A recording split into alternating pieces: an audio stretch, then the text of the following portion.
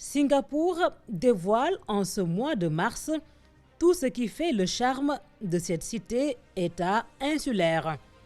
Une vue imprenable de ses gratte-ciels de démesure, de la verdure et des averses, pour le moins surprenantes.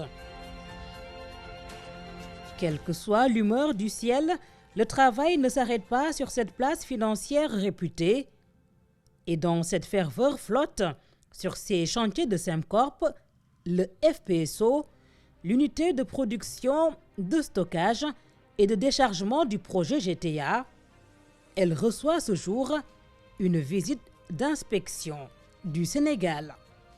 Nous sommes venus pour superviser, contrôler les travaux qui s'y déroulent dans le cadre des projets pétroliers et gaziers du Sénégal. Actuellement, nous avons trois des principaux actifs de ces projets qui sont en construction au niveau de Singapour. Le premier que nous avons derrière, c'est l'FPSO du projet GTA que nous partageons avec la Mauritanie et qui est une unité qui sera chargée de faire tous les traitements des effluents provenant des puits et qui permettra de séparer les trois couches que seront le gaz, l'huile, le condensat en l'occurrence et l'eau. Et le gaz devra être envoyé dans une autre unité. Ce FPSO, haut comme un immeuble de 10 étages, large comme 2 terrains de football, est sorti des chantiers de la Chine. À Singapour, il marque un arrêt pour la finalisation de ces modules. L'équipe technique sénégalaise pose un œil d'expert sur toute la superstructure.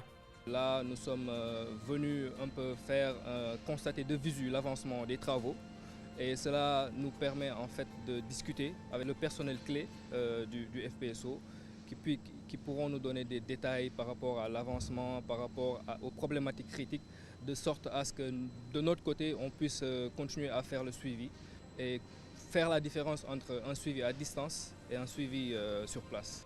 Ces experts sont du ministère du Pétrole, de l'ANAM, de Petrosen. On est dans la joint venture, on a des parts dans ce projet-là qui sont présentement sur 20%. Sur la partie sénégalaise. Si on le regarde sur la joint venture des deux pays, on est à 10%. Mais pour la partie sénégalaise, on est à 20%. Donc présentement, Petrosen, ce qu'il fait, il suit le projet dans sa globalité, d'amont en aval, depuis la partie subsurface, qui est tout ce qui est puits, la partie subsea, la partie FPSO. Il nous donne toutes les informations dont on a besoin. Et ces experts qui diagnostiquent ce bateau au détail, qui enquêtent et qui questionnent, sont pour beaucoup des produits de l'école sénégalaise. Alors moi, je suis un produit de l'Institut national du pétrole et du gaz. Je suis de la première promo de l'INPG et après ma sortie de l'INPG, j'ai eu la chance d'être recruté au ministère du pétrole et des énergies où je fais bientôt 2 ans et demi d'exercice. Moi, je suis sorti de l'université Cheikh Anta Diop de Dakar au département de géologie en tant que géoscientiste en 2016. C'est la même année que j'ai rejoint Petrosen. J'ai fait 1 an de stage là-bas et j'ai été recruté en 2017 et depuis lors, je travaille sur le projet GTA. Donc, on a un amour de ce projet-là. On a vu le projet naître. À Singapour, ils ont eu pour guide et interlocuteur divers partenaires qui interviennent sur le projet. BP en particulier, l'opérateur du projet GTA. So it's been great to have the Senegalese government officials on board GTA. Aujourd'hui, accueillir la délégation du Sénégal sur ce navire, c'était juste pour montrer l'opérationnalité de ce navire, la fonction qu'elle aura dans le projet GTA et également de montrer la partie marine de ce navire et également les parties qu'on appelle hookups, comment ça va être installé une fois arrivé dans les eaux du Sénégal et de la Mauritanie. To the FLNG process systems. Attendu sur les eaux territoriales du Sénégal et de la Mauritanie sous peu, le FPSO tel que vu rassure le chef de la délégation. Cette unité de GTA a été en construction en Chine depuis 2019 et ce n'est qu'en début janvier qu'elle a pu quitter la Chine et faire escale ici à Singapour. Et aujourd'hui, il y a beaucoup de progrès qui ont été réalisés.